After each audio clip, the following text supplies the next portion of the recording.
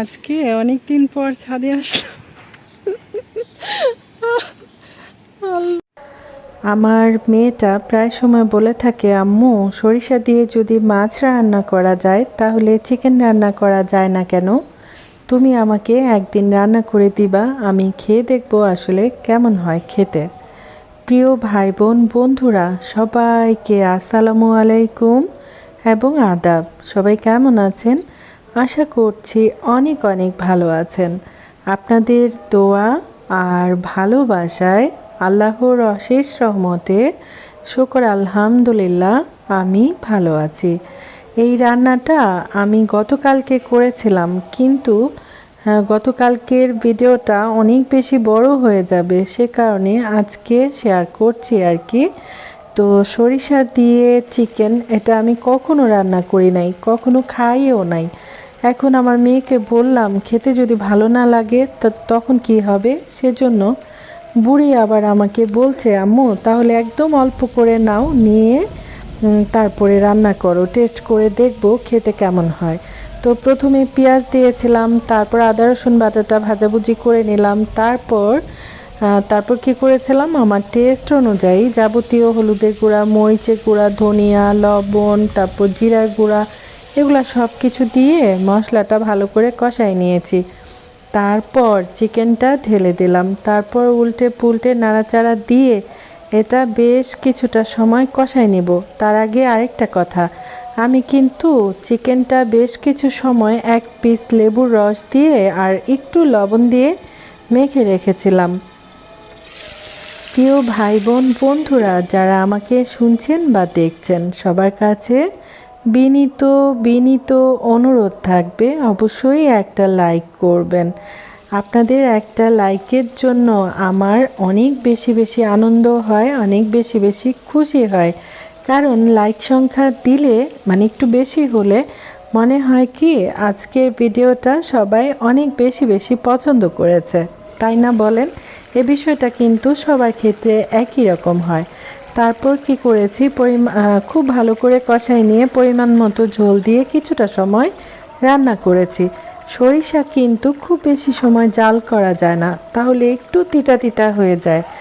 আর সে কারণে আমি এই যে অনেকটা সময় রান্না করে তারপর এখন সরিষা আর কাঁচামরিচ যে একসাথে বাটাবুটি করে রেখেছিলাম সেটা দিয়ে দিলাম। এখন কি করব, ধীরে ধীরে মিডিয়াম আঁচে রান্না করে নিব। একদম মুষলধারে বৃষ্টি ছেড়ে দিবে, অবশ্য সকাল থেকে ঝিরিঝিরি বৃষ্টি পড়ছে। আর আমি এদিক দিয়ে চিকেন সর্ষে চিকেন রান্না করছি। এখন হচ্ছে একদম লাস্ট উপকরণ, একটু সুন্দর ফ্লেভারের জন্য।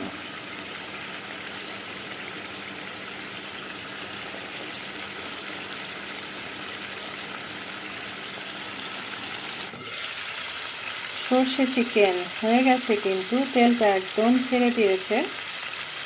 আর হচ্ছে এদিকে আম ভর্তা বানানোর প্রিপারেশন চলছে। কাঁচা পাকা আম দিয়ে ভর্তা খেতে আমার কাছে খুব বেশি বেশি মজা লাগে, কারণ একটু নরম নরম হয়, অনেক মজার। তো এখানে সরিষা দিয়ে যে কাঁচামরিচ বেটেছিলাম সেটা একটু দিয়েছি, লবণ দিয়েছি, চিনি দিয়েছি। আপনাদের ভাইয়াকে পাঠিয়েছি ছাদের উপর লেবু পাতা আনার জন্য। লেবু পাতা দিলে আম ভর্তার ফ্লেভারটা অনেক বেশি বেশি ভালো লাগে, খেতেও অনেক বেশি মজা লাগে। তো এই তো উপকরণ, আবার একটু বিট লবণও দিতে পারি, এই আর কি। প্রচুর গরমের মধ্যে আম ভর্তা, আম ডাল এগুলো খেতে অনেক মজা লাগে, তাই না বলেন? অল্প করে একটু বিট লবণ দিয়ে দিলাম। আর আপনাদের ভাইয়াকে বলেছি একটা পাতা আনার জন্য, দেখেন কত বড় বড় দুইটা পাতা নিয়ে আসছে। অযথায় পাতা ছিলে অনেক বেশি বেশি মায়া লাগে, তাই না? এখন কিন্তু ওয়েদারটা একদম অনুকূলে নাই, কারেন্ট থাকছে না, নেটওয়ার্ক সমস্যা করছে, সে কারণে অনেকের ভিডিও ঠিকঠাক দেখতে পাচ্ছি না। সব কিছু ঠিক হয়ে গেলে রেগুলার আবার সবার ভিডিও দেখবো ইনশাল্লাহ।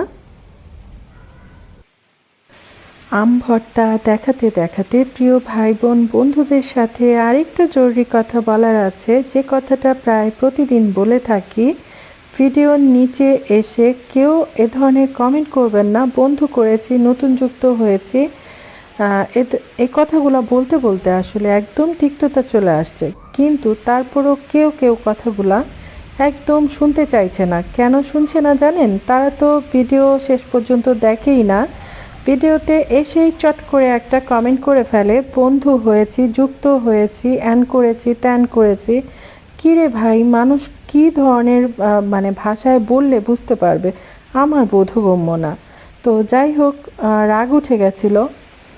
আর সর্ষে দিয়ে চিকেন রান্নার ফাইনাল লুক অনেক বেশি সুন্দর হয়েছে। খেতে আমার কাছে মোটামুটি লেগেছে, অনেক বেশি ভালো লাগে নাই, আবার অনেক বেশি খারাপ লাগে নাই। তবে আমার মেয়েটা অনেক বেশি বেশি পছন্দ করে খেয়েছে, এটাই আমার সার্থকতা, তাই না বলেন? ছাদে এসে হাসতে হাসতে আমার পেট ব্যথা হয়ে গেছে। অনেকক্ষণ ধরে ভিডিও করার চেষ্টা করছি, কেন জানেন?